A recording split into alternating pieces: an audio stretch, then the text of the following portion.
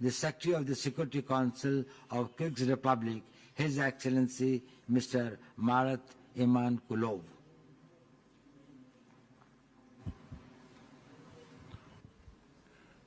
Спасибо, уважаемый советник. Я хочу вам выразить свою благодарность за приглашение участвовать в этом третьем диалоге. Я приветствую всех коллег, присутствующих на этом диалоге. Я понимаю, очень сложные проблемы сейчас имеются и в нашем регионе, и в целом мире. Одна из них – это деятельность международных террористических и экстремистских организаций, в том числе, как уже коллеги говорили, находящиеся на территории Афганистана.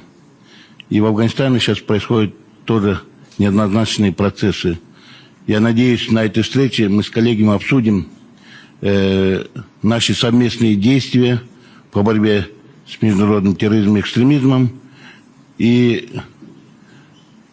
я считаю, что необходимую помощь, которую мы должны оказать афганскому народу в этой сложной ситуации.